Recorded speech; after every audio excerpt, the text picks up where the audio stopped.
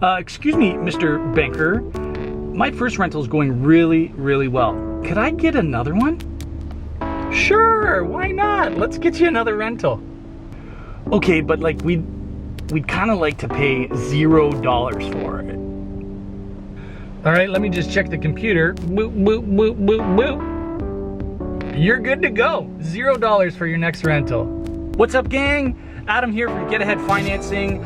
Glad to see you stop by today. Stick around, let me show you how I bought my second rental property with literally $0.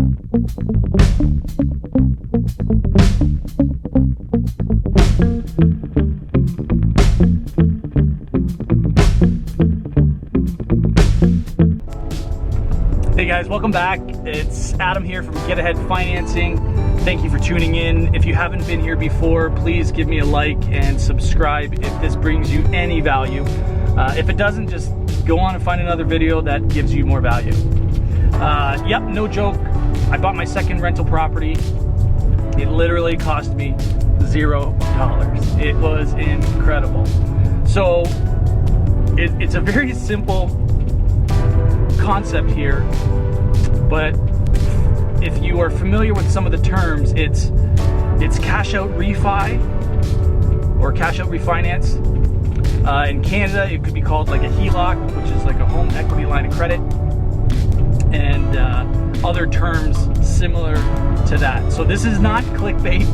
I'm not trying to sell you something here that isn't true. This is a total 100%. I did this myself. Bought a property without any of my own money. So step number one is I had to have another property.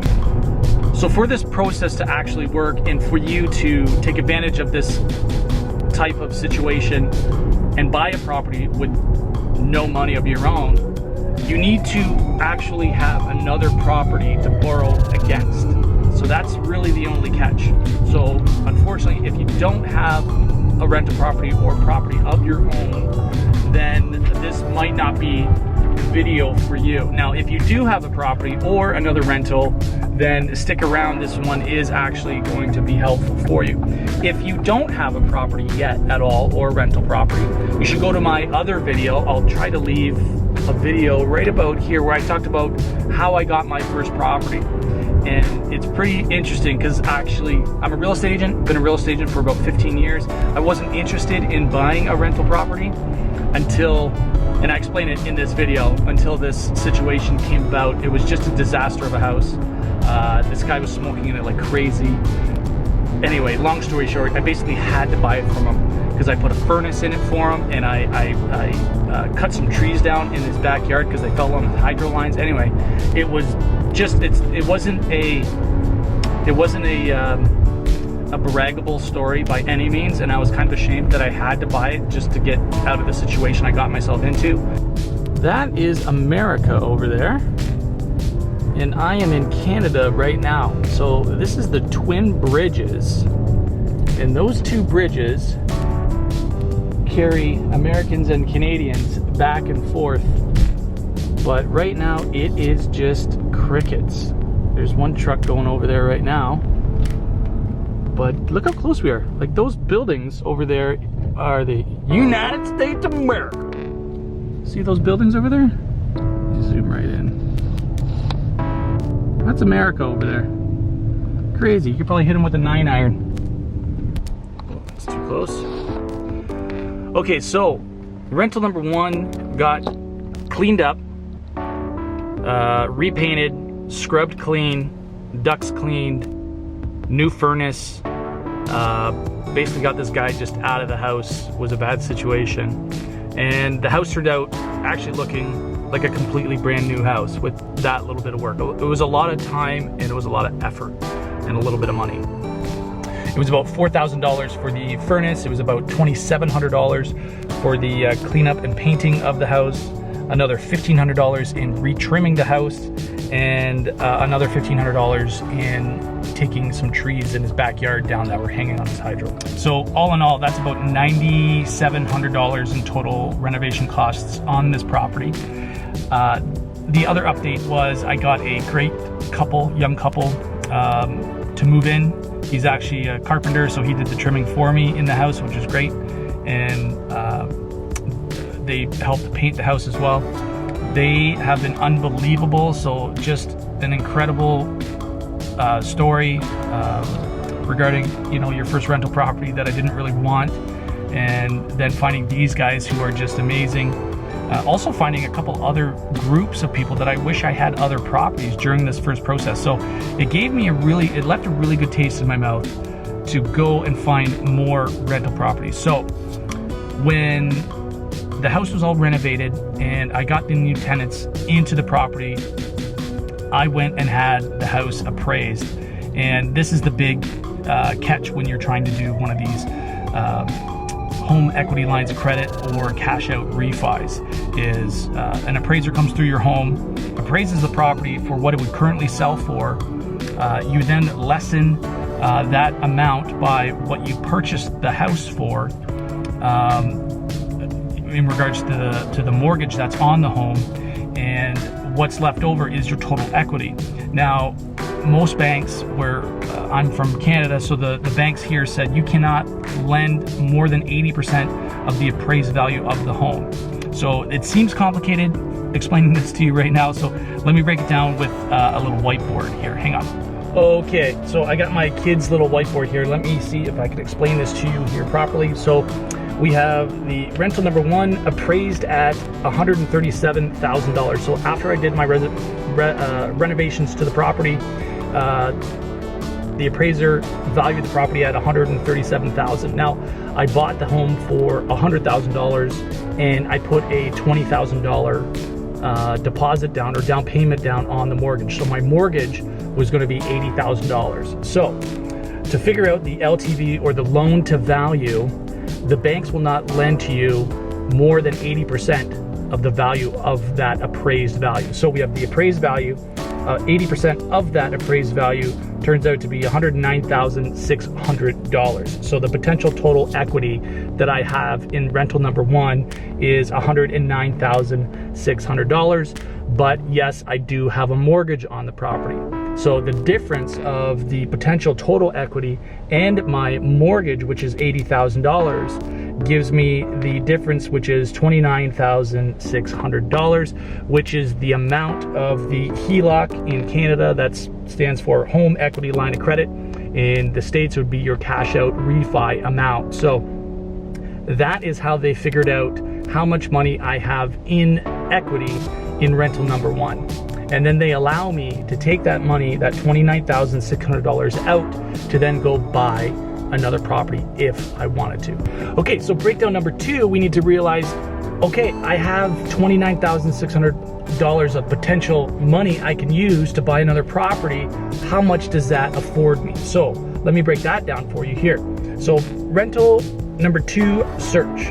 I have $29,600 of potential down payment from rental number 1. And in order for me to buy a rental property, I have to put down 20% of the value of the home, or the purchase price of the home. So what I do is I take the potential down payment of $29,600, I then divide that by the 20% down payment that the banks is going to require of me, and that gives me a number of $148,000 in a budget to search for another property that I want to rent out. What do you guys think about this beard here? Oh my goodness, there's a lot of gray and white in there. I'm 38 years old. I don't think my beard should be looking like this. So my buddies and I were, this is a way to kind of unite during this COVID-19 debacle we got going on right now. We're all trying to grow beards. We got one buddy who can grow a beard just by looking in the mirror, so we're gonna try to keep up with him. I think this is about at least a week of growth for me, at least, if not longer. I don't have the exact day, but anyway, normally I clean up better than this. Sorry. So I am a realtor, and obviously with this new budget of $148,000, I then start cruising around to see if there's any properties worth that kind of money and my time to buy. So in searching around, I did find actually a bunch of opportunities, and one of them that I ended up buying was actually under contract. So meaning it was tied up with another offer. The rental landlord gods shined down upon me, and for some reason that deal did not go together, which was great for me. So I slid right in there, put my offer in, and ended up acquiring my second rental property, which I'm really proud of. And here it is. So if you don't already see the thumbnail, that is the property that I purchased. It was really cute. Like I said, it was already under contract. So there were other people that were interested in buying it. I ended up luckily enough being the right guy at the right time to scoop in and buy it last minute. It really didn't need much work at all. And like I said, I'm a realtor, so I was working with a bunch of clients. One of my clients was going through a little bit of a rough patch, so he just needed a place to stay. So we gave him that spot there at a extremely discounted rental rate, just so that he can get his feet back up underneath him. And long story short, he's still there. We upped the rent a bit to make it more realistic, but that property now is cash flowing about $360 a month, which is incredible. And now we're set with 2 rental properties, both cash flowing with incredible tenants. We couldn't be happier. And the best part is we're helping out people by giving them a nice place to rent. So very proud about that. So again, guys, there's some opportunity out there all the time. I love seeing opportunities come and go because it just means there's another opportunity right around the corner, and it's who is ready to jump on those opportunities that will take advantage of them down the road. I love looking back and thinking, where was I 4 or 5 years ago, 6 years ago, before I didn't have any rentals, and now looking at it, I have 4. One of them is a student rental, and I have another rental. All 4 are in my town. They're beautiful little homes, but I would have never thought in 5 years or whatever it was 5 years ago that I would have these 4 properties. So I just got up to bat and I took a swing, guys. That's all it was. So hopefully this video helps you guys get up to bat as well, or at least start getting up to bat, saving a little bit of money, maybe do a little side hustle to help raise some money for your down payment for your first property, or think about maybe renovating your house. Put a student in there to rent, put someone in your basement, or you live in the basement and rent upstairs. There's a whole slew of ways to make money in real estate to get ahead. So once again, guys, I'd love to show you this, the first video. I'll leave it right around here somewhere just to show you, you know, you don't have to be bright at getting your first property. And I'm very happy to have it now, looking back 5 years later. So take care, guys, and click right here for that next video. It's kind of funny. Take care.